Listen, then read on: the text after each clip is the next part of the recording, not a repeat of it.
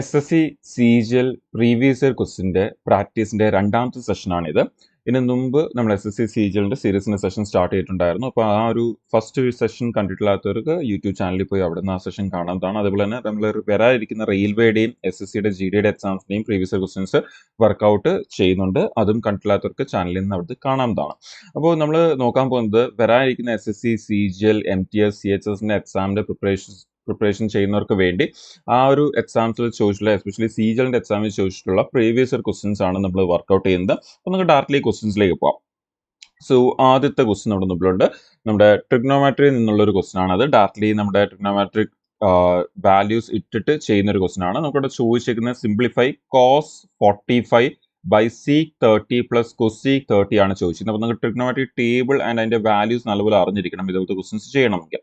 അപ്പൊ അങ്ങനെയാണെങ്കിൽ നമുക്ക് കോസ് 45യുടെ വാല്യൂ എന്ന് പറയുന്നത് നമുക്കറിയാം 1/√2 ആണ് കോസ് 45യുടെ വാല്യൂ എന്ന് പറയുന്നത്. അതുപോലെ തന്നെ നമ്മുടെ താഴെ വരുമ്പോഴത്തേക്കും നമുക്ക് സീക് 30 പറഞ്ഞിട്ടുണ്ട്. അപ്പോൾ സീക് 30 എന്ന് പറഞ്ഞാൽ അത് കോസ് 30യുടെ വാല്യൂയുടെ ഇൻവേഴ്സ് ആണ്. അപ്പോൾ കോസ് 30 എന്ന് പറയുമ്പോൾ നമുക്കറിയാം അതെന്ന് പറയുന്നത് √3/2 ആണ്. അപ്പോൾ കോസ് 30യുടെ വാല്യൂയുടെ ഇൻവേഴ്സ് എന്ന് പറയുമ്പോൾ 2/√3 എന്നായിരിക്കും അത് വരുന്നത്.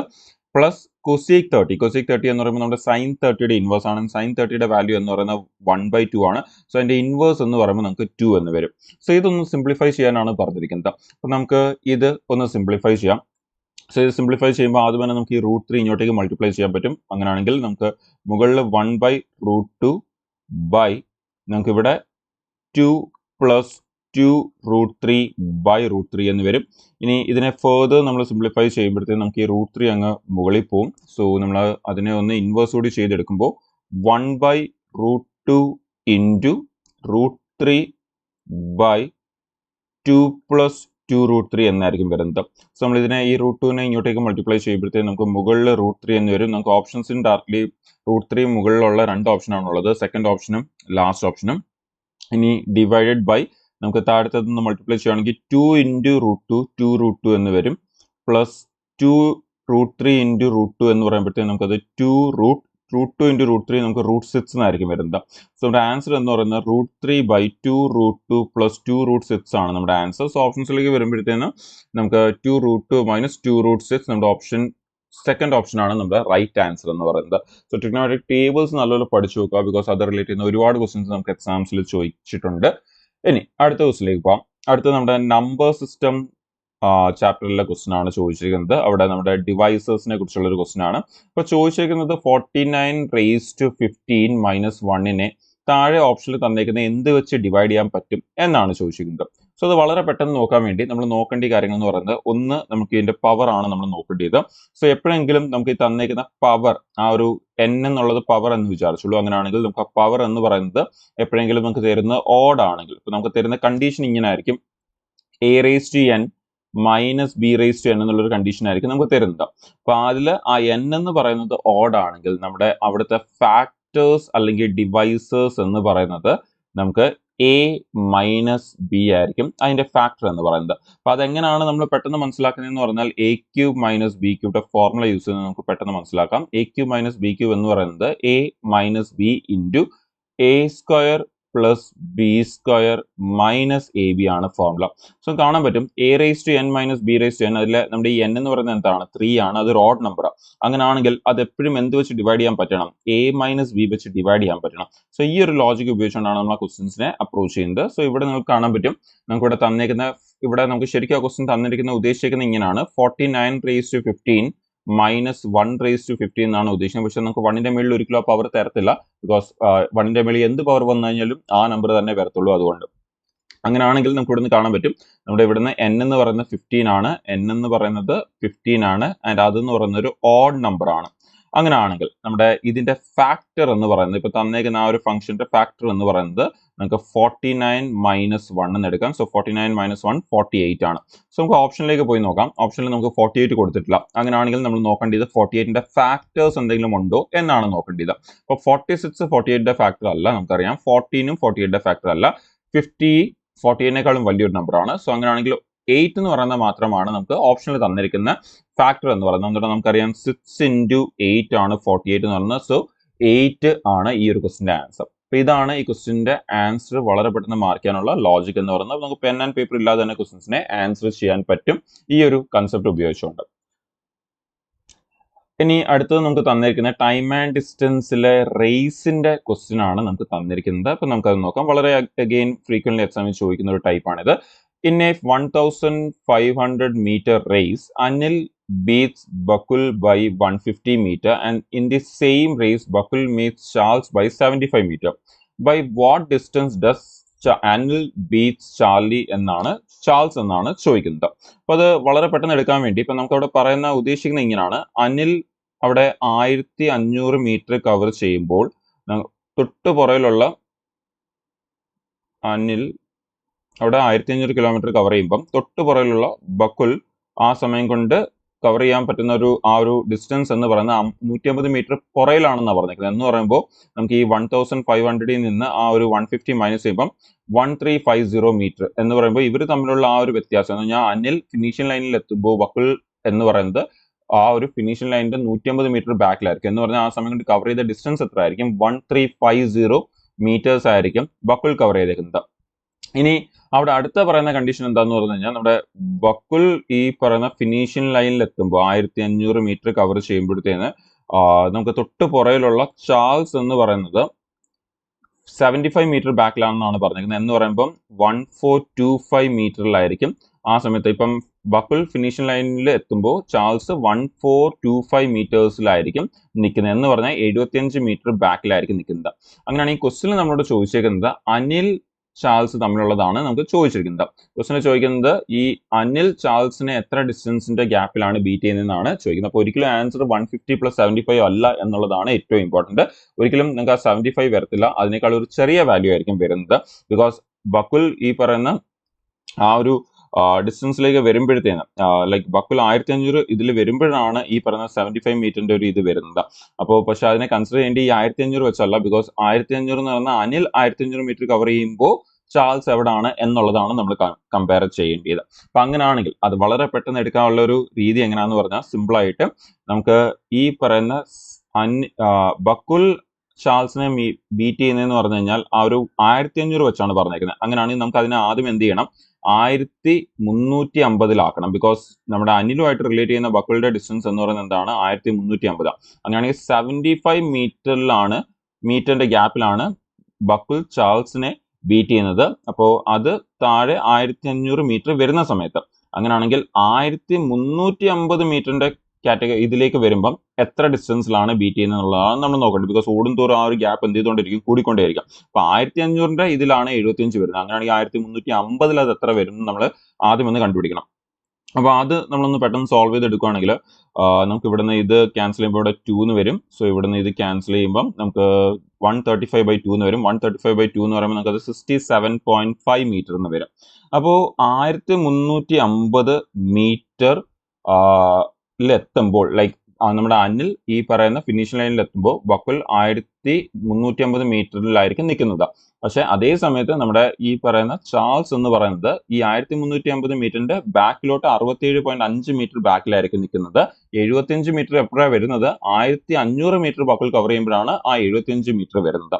അങ്ങനെയാണെങ്കിൽ ഇനി നമുക്ക് വളരെ ഈസി ആയിട്ട് ആൻസർ എടുക്കാം. അപ്പോൾ ഈ ഒരു അനിലും ചാൾസും തമ്മിലുള്ള ഡിസ്റ്റൻസ് എടുക്കാൻ വേണ്ടി എന്ത് ചെയ്താൽ മതി? ആ 1150 മീറ്ററും എന്ന് പറഞ്ഞാൽ ഈ അനിലും ബക്കുലും തമ്മിലുള്ള ഗ്യാപ്പും അതിനുശേഷം ഈ ബക്കുൽ 1350 എത്തുമ്പം ബക്കുലും ചാൾസും തമ്മിലുള്ള ഗ്യാപ്പ് എന്ന് പറയുന്നതാണ് എന്തെന്ന് പറയുന്നത് നമ്മുടെ ആ ഒരു 67.5 എന്ന് പറയുന്നത്.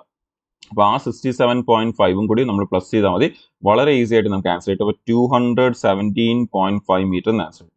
നമുക്ക് ഇതാണ് വളരെ പെട്ടെന്ന് നമുക്ക് ഈ ഡിസ്റ്റൻസ് സ്പീഡിന്റെ റേഷ്യോയും ടൈമിന്റെ റേഷ്യോ ഒന്നും എടുക്കാതെ വളരെ പെട്ടെന്ന് അപ്രോച്ച് ചെയ്യുന്ന രീതി എന്ന് പറയുന്നത്. അപ്പൊ ഈ ഒരു രീതി യൂസ് ചെയ്തുകൊണ്ട് നിങ്ങൾക്ക് ഇതേപോലത്തെ ക്വസ്റ്റൻസിനെ വളരെ പെട്ടെന്ന് ആൻസർ എടുക്കാൻ പറ്റും. നിങ്ങളുടെ കാൽക്കുലേഷൻ എന്ന് പറയുന്നത് നിങ്ങൾ ഈ കാണുന്ന ഇത്രയും മാത്രമേ കാൽക്കുലേഷൻ ആയിട്ട് വരത്തുള്ളൂ. ബാക്കി പിന്നെ ഈ നമ്പേഴ്സിനൊന്ന് ആഡ് ചെയ്യുക എന്നുള്ളത് മാത്രമേ വരത്തുള്ളൂ. ക്ലിയർ? അപ്പൊ വളരെ ഫ്രീക്വന്റ് ആയിട്ട് ചോദിക്കുന്ന ഒരു ക്വസ്റ്റൻ ആണ്. നിങ്ങൾക്ക് ആ ക്വസ്റ്റൻസിനെ ഈ ഒരു രീതിയിൽ വളരെ പെട്ടെന്ന് അപ്രോച്ച് ചെയ്യാം. ഇനി അടുത്ത നമ്മൾ പോകുന്നത് ഒരു സിമ്പിൾ ഇൻട്രസ്റ്റിന്റെ ക്വസ്റ്റനിലേക്കാണ് നമ്മൾ പോകുന്നത്. 2500 when invested for 8 years at a given rate of simple interest per year amounted to 3725 on maturity. What is the rate of simple interest that was paid per annum? നമ്മളോട് പറയുന്നത് ഒരു പ്രിൻസിപ്പിൾ ഉണ്ട്. Principle എന്ന് പറഞ്ഞാൽ 2500 ആണ്. ഈ 2500 രൂപ 8 വർഷം കൊണ്ട് എന്തൊരു റേറ്റ് ഓഫ് ഇൻട്രസ്റ്റ് 8 വർഷം കൊണ്ട് എന്തൊരു റേറ്റ് ഓഫ് ഇൻട്രസ്റ്റിൽ ഇത് എത്തുന്നത് ടോട്ടൽ എമൗണ്ട് എന്ന് പറയുന്നത് മൊത്തം 3725 രൂപ ആകുന്നു എന്നാണ് പറഞ്ഞേക്കുന്നത്. അങ്ങനെയാണെങ്കിൽ നമ്മുടെ പ്രിൻസിപ്പൽ 2500 ഉള്ളൂ. അപ്പൊ ഈ കൂടുന്ന എന്തായിരിക്കും? ഈ 8 വർഷം കൊണ്ട് വരുന്ന പലിശ ആയിരിക്കും ആ കൂടുന്നത്. അപ്പൊ 8 വർഷം കൊണ്ട് വരുന്ന പലിശ നമ്മൾ നോക്കിക്കഴിഞ്ഞാൽ നമുക്ക് കാണാൻ പറ്റും 1225 രൂപയാണ് നമുക്ക് ആ 8 വർഷം കൊണ്ട് വരുന്ന ഇൻട്രസ്റ്റ് എന്ന് പറയുന്നത്. അപ്പോൾ പ്രിൻസിപ്പൾ 2500, എമൗണ്ട് 3725, 8 വർഷം കൊണ്ട്. അങ്ങനെയാണെങ്കിൽ നമ്മുടെ ആ ഒരു ഇതിൽ ഈ 8 വർഷം കൊണ്ട് കൂടുന്ന ഇൻട്രസ്റ്റ്, ഇവിടുത്തെ കേസിലാണെങ്കിൽ സിമ്പിൾ ഇൻട്രസ്റ്റ്, ആ സിമ്പിൾ ഇൻട്രസ്റ്റ് എന്ന് പറയുന്നത് 1225 റുപ്പീസ് എന്ന് പറയുന്നത്. അപ്പൊ ഇത് 8 വർഷം കൊണ്ടാണ് 1225 റുപ്പീസ്. അങ്ങനെയാണെങ്കിൽ ഒരു വർഷം കൊണ്ട് എത്ര വന്നു എന്നറിയാൻ വേണ്ടി നമ്മൾ എന്ത് ചെയ്താൽ മതി? ആ 1225 8 വർഷം കൊണ്ടാണെങ്കിൽ നമ്മൾ തന്നെ 8 കൊണ്ട് ഡിവൈഡ് ചെയ്യുമ്പോൾ ഒരു വർഷം എത്ര വന്നു എന്ന് നമുക്ക് കിട്ടും. അപ്പോൾ അതിനുശേഷം നമ്മളോട് ചോദിച്ചേക്കുന്നത് ഇതിനെ റേറ്റ് ഓഫ് ഇൻട്രസ്റ്റ് കണ്ടുപിടിക്കാനാണ് പറഞ്ഞത്. അപ്പൊ ഈ കിട്ടുന്ന റേറ്റ് എന്ന് പറയുന്നത് അല്ലെങ്കിൽ ആ ഒരു ചെറിയ എമൗണ്ട് എന്ന് പറയുന്നത് നമ്മൾ എവിടെ നിന്നായിരിക്കും എടുക്കുന്നത്? പ്രിൻസിപ്പിളിൽ നിന്നായിരിക്കും എടുക്കുന്നത്. എപ്പോഴും റേറ്റ് ഡിസൈഡ് ചെയ്യുന്ന പ്രിൻസിപ്പിൾ ബേസ് വെച്ചുകൊണ്ടാണ്. അങ്ങനെയാണെങ്കിൽ ഇവിടെ നിന്ന് ഇപ്പൊ നമുക്ക് കിട്ടാൻ പോകുന്ന ആ എമൗണ്ട് എന്ന് പറയുന്നത് നമ്മുടെ പ്രിൻസിപ്പളുടെ എന്ന് പറയുമ്പോൾ 2500 എത്ര പെർസെന്റേജ് ആണെന്ന് നോക്കിയാൽ മതി. അപ്പോൾ അതിനെ ഡിവൈഡഡ് ബൈ 2500 ചെയ്യുമ്പോൾ നമുക്ക് ആ ഒരു റേറ്റ് ഓഫ് ഇൻട്രസ്റ്റ് കിട്ടും. പെർസെന്റേജ് ആയതുകൊണ്ട് നമുക്ക് ഇൻറ്റു 100 കൂടി എടുക്കാം. സോ ഇതൊന്ന് കാൽക്കുലേറ്റ് ചെയ്ത് കഴിഞ്ഞാൽ നമുക്ക് റേറ്റ് എത്രയാണ് എന്നുള്ളത് നമുക്ക് ഇവിടുന്ന് വളരെ ഡയറക്റ്റ്ലി കിട്ടും. അപ്പൊ അങ്ങനെയാണെങ്കിൽ നമുക്ക് ഇതൊന്ന് സോൾവ് ചെയ്യാം. സോ ഇത് സോൾവ് ചെയ്യുമ്പോഴത്തേക്ക് നമുക്ക് ഇവിടെ റഫ്ലി എടുക്കാനാണെങ്കിൽ 1225 ഒരു ഏകദേശം ഡബിൾ ആണ് നമ്മുടെ 2500 എന്ന് പറയുന്നത്. പക്ഷെ അങ്ങനെ എടുക്കുമ്പോഴത്തേനുള്ള പ്രശ്നം നമ്മുടെ ഓപ്ഷൻസ് എല്ലാം വളരെ അടുത്താണ് തന്നിരിക്കുന്നത്. സോ അതുകൊണ്ട് തന്നെ നമുക്ക് ആൻസർ കിട്ടുമ്പോഴും മേ ബി നമുക്ക് കിട്ടാൻ പോകുന്ന ഓപ്ഷൻ സി എന്നായിരിക്കും വരുന്നത്. പക്ഷേ ഓപ്ഷൻ സി അല്ല ആൻസർ, ബിക്കോസ് നമ്മൾ അതിനെ റൗണ്ട് ചെയ്ത് എടുക്കുമ്പോഴാണ് ഓപ്ഷൻ സി വരുന്നത്. സോ എക്സാക്ട് ആൻസർ കിട്ടാൻ വേണ്ടി നമുക്ക് അതൊന്ന് സോൾവ് ചെയ്യാം. സോ നമ്മളതൊന്ന് സോൾവ് ചെയ്യുകയാണെങ്കിൽ നമുക്ക് ആദ്യം തന്നെ ഈ രണ്ട് സീറോസും ഈ സീറോസും ക്യാൻസൽ ചെയ്യാം. 25 വെച്ച് നമുക്ക് ഇതിനെ ഒന്ന് ക്യാൻസൽ ചെയ്യുകയാണെങ്കിൽ നമുക്കിവിടെ 4 ടൈംസ് പോകും. ദെൻ 225 എന്ന് പറയുമ്പോൾ 9 ടൈംസ് പോകും. അങ്ങനെയാണെങ്കിൽ നമുക്ക് 49/8 എന്ന് വരും സിമ്പിൾ ആയിട്ട്. ആൻഡ് 49/8 എന്ന് പറയുമ്പോഴത്തേക്കും നമുക്ക് അതിൻ്റെ അകത്ത് 6 തവണ പോകും. പിന്നെ റിമൈൻഡർ 1. സോ അങ്ങനെയാണെങ്കിൽ ആ 10ന്റെ അകത്ത് 8 ഒരു വട്ടം പോകും. പിന്നെ റിമൈൻഡർ 2, 20യുടെ അകത്ത് നമുക്കത് 2 ടൈംസ് പോകും. പിന്നെ റിമൈൻഡർ 4, 4ന്റെ അകത്ത് അത് 40യുടെ അകത്ത് അത് 5 ടൈംസ് പോകും. സോ അങ്ങനെയാണെങ്കിൽ 6.25 എന്നായിരിക്കും വരുന്നത്. എന്ന് പറയുമ്പോൾ നമ്മുടെ ആ റേറ്റിന്റെ പെർസെൻറ്റേജ് എന്ന് പറയുന്നത് 6.125% എന്നായിരിക്കും നമുക്ക് ആൻസർ ആയിട്ട് വരുന്നത്. So rate of interest is 6.125%. Option B ആണ് നമ്മുടെ ആൻസർ. സോ നിങ്ങൾ കാണാൻ പറ്റും ഇവിടെ നമ്മൾ പ്രത്യേകിച്ച് വലിയ സിമ്പിൾ ഇൻട്രസ്റ്റ് എമൗണ്ടിന്റെ ഒന്നും ഫോർമുലാസ് ഒന്നും എടുത്തിട്ടില്ല.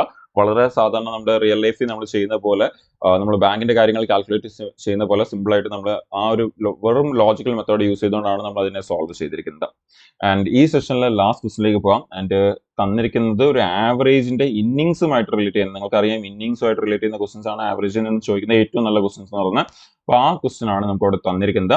അപ്പം പറയുന്നത് the batting average for 27 innings of a cricket player is 47. ഇപ്പൊ 27 ഇന്നിങ്സിലെ ആവറേജ് എന്ന് പറയുന്നത് 47. അങ്ങനെയാണെങ്കിൽ 27 × 47 ചെയ്യുമ്പോൾ 27 × 47 ചെയ്യുമ്പോൾ നമുക്ക് അവിടെ ടോട്ടൽ ആ ഒരു റൺസ് എത്ര എന്നുള്ളത് നമുക്ക് കിട്ടും. His highest score in an innings exceed his lowest score by 157 runs. അവിടെ പറയുന്നത് ഏറ്റവും ഹയസ്റ്റ് ഇന്നിങ്സിലെ സ്കോറും ഏറ്റവും ലോവസ്റ്റ് ഇന്നിങ്സിലെ സ്കോറും കൂടി മൈനസ് ചെയ്യുമ്പോൾ നമുക്ക് അവിടെ 157 ഡിഫറൻസ് ആണുള്ളതെന്നാണ് പറയുന്നത്. 157 റൺസിന്റെ ഡിഫറൻസ് ആണുള്ളത്. If these 2 innings are excluded, അപ്പൊ ഈ 2 ഇന്നിങ്സും എടുക്കാതിരുന്നാൽ the average score of the remaining 25 innings, അപ്പം ഈ മൊത്തം 27 ഇന്നിങ്സ് ആണുള്ളത്. ഇത് 2 ഇന്നിങ്സും എടുക്കാതിരുന്ന ഏറ്റവും കൂടുതൽ ഏറ്റവും കുറവുള്ള 2 ഇന്നിങ്സ് എടുക്കാതിരുന്നാൽ പിന്നുള്ളത് എത്ര ആയിരിക്കും? 25 ആയിരിക്കും. അതിന്റെ ആവറേജ് എന്ന് പറയുന്നത് 42 റൺസ് ആണെന്ന് പറയുന്നുണ്ട്. അങ്ങനെയാണെങ്കിൽ നമ്മൾ ആ റിലേഷൻ ഒന്ന് എഴുതുവാണെങ്കിൽ നമുക്കിപ്പോൾ 27 × 47 എന്ന് പറയുമ്പോഴത്തേക്കും നമുക്ക് അത് ടോട്ടൽ ഇന്നിങ്സ് കിട്ടും. അപ്പൊ അതിൽ ഈ പറയുന്ന ഏറ്റവും കുറവും ഏറ്റവും കൂടുതലുള്ളത് എടുക്കാതിരുന്നു കഴിഞ്ഞാൽ നമുക്ക് 25 × 42 ചെയ്യുമ്പോൾ ആ ബാക്കിയുള്ള 25 എണ്ണം കിട്ടും. പ്ലസ് നമ്മൾ എന്ത് ചെയ്താൽ മതി? ആ ഹയസ്റ്റും ആൻഡ് ആ ലോവസ്റ്റ് കൂടി നമ്മൾ ഇതിൻ്റെ കൂടെ പ്ലസ് ചെയ്താൽ മതി. പക്ഷെ അതും തമ്മിലൊരു റിലേഷൻ നമുക്ക് എങ്ങനെ തന്നേക്കുന്നതെന്ന് പറഞ്ഞാൽ നമുക്ക് ഈ പറയുന്ന ഏറ്റവും ലോവസ്റ്റ് എക്സ് ആണെങ്കിൽ നമ്മുടെ ഏറ്റവും ഹയസ്റ്റ് എന്ന് പറഞ്ഞാൽ നമുക്ക് എങ്ങനെ എടുക്കാം? ആ എക്സും പ്ലസ് 157 എന്നിട്ട് 157ന്റെ ഡിഫറൻസ് ഉണ്ടെന്ന് പറഞ്ഞേക്കുന്നത്. അപ്പൊ അങ്ങനെയാണെങ്കിൽ നമുക്ക് ആ 157 എടുക്കാം. അപ്പം എക്സ് എന്ന് പറയുന്നതാണ് ഏറ്റവും ലോവസ്റ്റ് ആൻഡ് എക്സ് പ്ലസ് 157 എന്ന് പറയുന്നതാണ് ഏറ്റവും ഹയസ്റ്റ് ഇന്നിങ്സ് എന്ന് പറയുന്നത്. അപ്പൊ നമുക്ക് അത് സോൾവ് ചെയ്ത് കഴിഞ്ഞാൽ വളരെ ഡയറക്ട്ലി നമുക്ക് എക്സിന്റെ വാല്യൂ കിട്ടി. എക്സിന്റെ വാല്യൂ കിട്ടി കഴിഞ്ഞാൽ എക്സിന്റെ കൂടെ 157 പ്ലസ് ചെയ്യുമ്പോൾ നമ്മളോട് ചോദിച്ചിരിക്കുന്ന ഹയസ്റ്റ് എത്ര എന്നാണ് ചോദിച്ചിരിക്കുന്നത്. അപ്പൊ ഈ എച്ചിന്റെ കൂടെ നമ്മൾ 157 പ്ലസ് ചെയ്യുമ്പോൾ നമുക്ക് ആൻസർ കിട്ടും. അപ്പൊ ഇങ്ങനെ എടുക്കാതെ വേറെ ഏതെങ്കിലും രീതിയിൽ എടുക്കാൻ പറ്റുമോ എന്നുള്ളത് നമുക്ക് നോക്കാം. അപ്പൊ നമുക്ക് ഡിസ്ട്രിബ്യൂഷൻ മെത്തേഡോ അല്ലെങ്കിൽ ഡീവിയേഷൻ മെത്തേഡോ യൂസ് ചെയ്തുകൊണ്ട് നമുക്ക് വളരെ പെട്ടെന്ന് ആൻസർ എടുക്കാം.